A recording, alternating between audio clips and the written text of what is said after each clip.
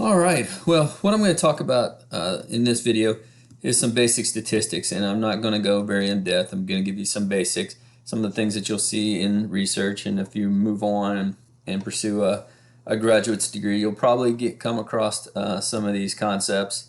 But I just want to kind of lay the foundation, particularly if you're reading literature and research studies. You're going to see some of these statistics referred to. Again, it's not to give you a background that you'll be able to handle everything in statistics. I'm just kind of giving you just the basics, just to kind of lay a foundation for you as you move on. So one of the things you'll see are descriptive. Two types of statistics you'll see a lot of, and that's descriptive and inferential statistics. And so the descriptive statistics, basically their job is to summarize the data. And in this case, some of the common ones, and you have all come across them in your life, frequencies. Basically, frequencies are just counts. How many times does this particular answer show up? Okay, so how many individuals, how many scores, how many whatever fall into this particular category. Percentages. A lot of times we'll figure out percentages to give some overview as far as give them some kind of basic understanding of what the numbers are suggesting. So 50% of the people said this answer, 75% of the people said this answer. Okay. One of the other things you'll come across is means. And so a lot of the statistics we'll talk about today as we move forward deal with the means and looking at means and comparisons of means to see if there's a difference between these different these averages. But means is just average, and we'll talk about that here in a second. And standard deviation is another descriptive, and that just tells you how much variation you have within the group or within your scores that you have. And so we'll talk a little bit about that. You've probably all come across standard deviation in your life and just never knew it, but we'll talk about that too.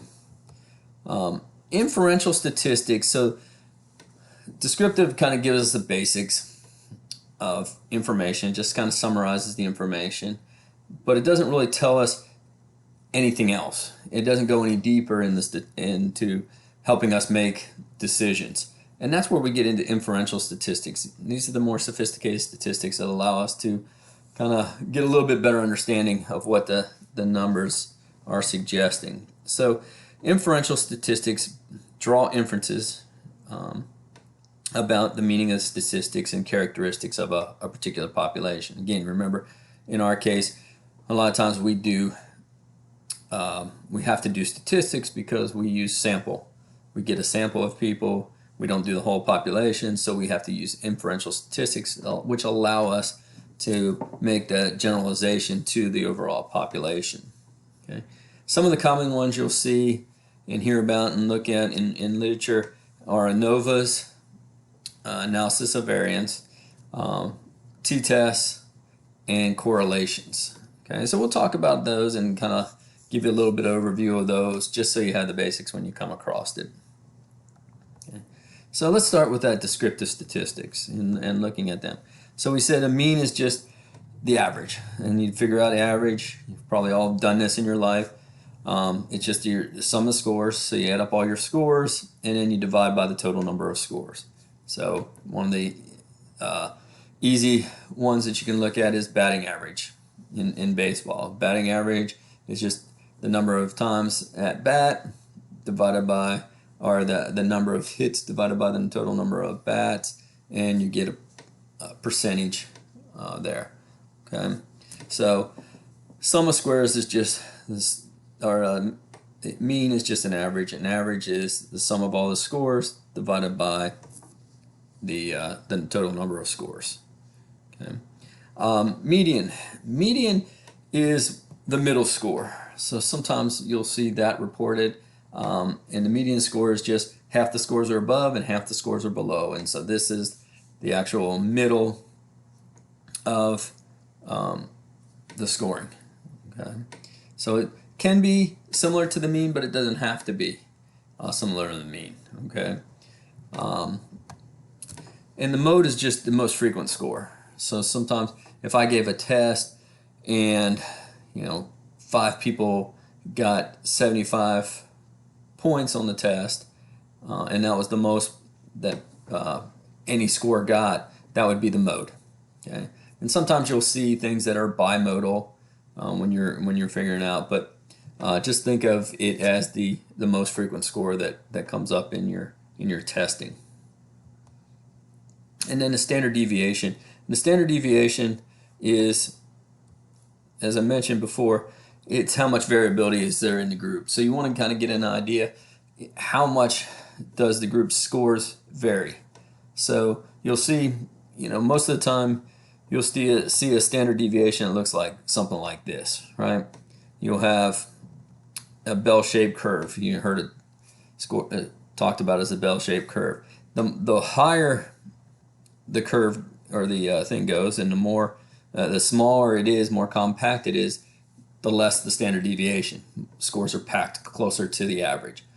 The longer they got and the flatter it gets, sound familiar? There's more variability in the scoring. Okay, and so that's what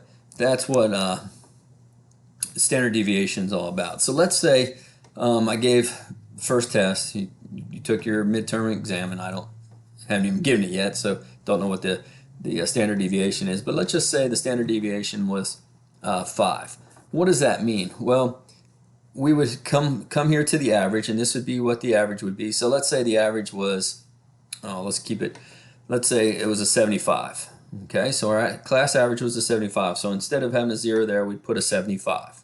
Okay, now most of the people usually score within 1 standard deviation of that average. So about 68.2%, that's what this is suggesting, 34.1 above and 34.1 below, score within that 1 standard deviation. And in this case, the standard deviation, which we could figure up if gave you the equation, did all the math, but I'm not going to have you do that. I just want you to understand what this is talking about.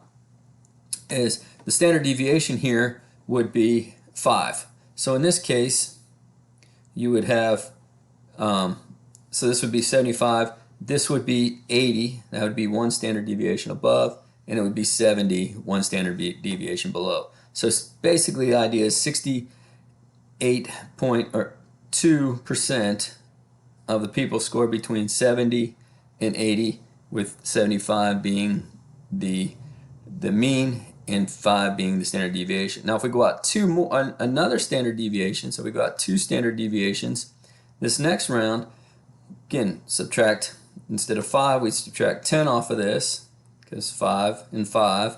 So now we're down at 65, and here we're up to 85. Now we're saying approximately 33.2% are added on to that. So now, added on to that number that we had before, we're in that 93% of the people are going to fall in within that 2 standard deviations. So, 65 to 80 or 85, that's going to be most of the people, right? 93%. Out here is some of the outliers. Now we add that an extra 2% if we're going out to 3 standard deviations, and again that's 60 up to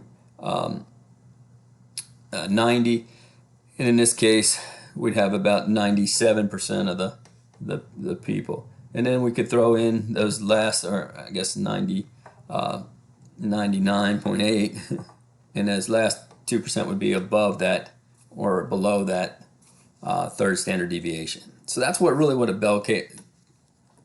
bell-shaped curve means, is that the higher the curve, or the smaller the curve, the more people that are lumped in towards the middle, and ideally this is what it's gonna look like. Now if it doesn't look like that, then it's not a standard deviation, something went screwy and you have some issues there, but this is what that normal or standard looks like.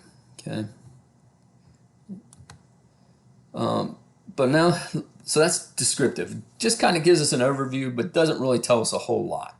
Okay, we can't make comparisons. We can't tell if one group is different than another group. We can just tell you percentages. We can tell you the frequencies. We can tell you how they fall within a standard deviation, but we can't really tell you much more than that. Where we need to a lot of times make deeper meaning of our results, it comes from the inferential statistics. And so inferential statistics are to help us make those generalizations. Here's what our results say. So when you read research and you're doing your research trying to learn about how to make a good to sound decision and trying to come up with a good sound decision, you'll see that it's referring to can we make that generalization from a sample to a population, and that's what inferential statistics allow us to do. Okay, the idea is that whenever you go from a population to a sample, there's going to be some error in there. It's not going to be a perfect representation. So inferential statistics try to help you handle that error. So the smaller the sample size relative to the population, the greater likelihood that you're going to make an error, or that you're not going to represent your population. And you'll hear this: sample yields statistics, where population yields parameters. Parameters, we don't need statistics. It's going to tell us because we've gotten just about everybody, or everyone ideally, in that population, so we know exactly what we're looking at, and we know differences. But what we don't know with the sample is we have to kind of try to handle some of that with inferential statistics, that we can make those generalizations and suggest that get an idea how representative our sample is of our population. I'm going to give you the word of the day for the lesson today, and this will be the third word, and it's my. My is the word. So as you're playing along here, you've got your third word now, and it is my. Okay, I'm going to pick up here to continue talking about t-test. And t-tests are very common. You're going to come across t-tests a lot in your career. You're probably going to read about them a lot. And what it is a statistical technique used to tell if there's a difference between two means. So now if we get scores for males and females on a particular item, we can go back and see if there's a difference between males and females, how they came up with that score. So if we're looking at maybe how many males bought tickets to the basketball games, and how many females bought tickets to the basketball game, and how many they bought throughout the season, or we can tell if there's a difference there. And then we can, based upon t-test, it'll tell us if there's a statistically significant difference between those two variables. What we'll have to look at is it's going to measure means, okay? And you're going to have to, when you do the t-test, the two samples, they can only have two categories within an alternative. Again, you'll hear some arguments right now with gender, but basically gender in the most simple form has two, male and female, right? So just for simplification purposes, males can figure up an average score for the males. We can figure up an average score for the females, do a comparison. That would be a t-test to compare those averages. Okay, but that's the trick with t-tests. You can only have two categories within any variable. Okay, one of the articles I gave you was Greek affiliated or non-Greek affiliated, which are they involved with a fraternity or not? Okay, Greek affiliated, non-Greek affiliated. Two categories we could compare. In that case, we compared the differences between their scores on the South Oaks gambling screen to see if there was a relationship there between, or a different statistically significant difference between Greek affiliated gamblers and non-Greek affiliated gamblers. Okay, so we can do a t-test to do that. I'm going to stop here, and we'll pick up t-tests, and then we'll talk about ANOVAs and correlations in the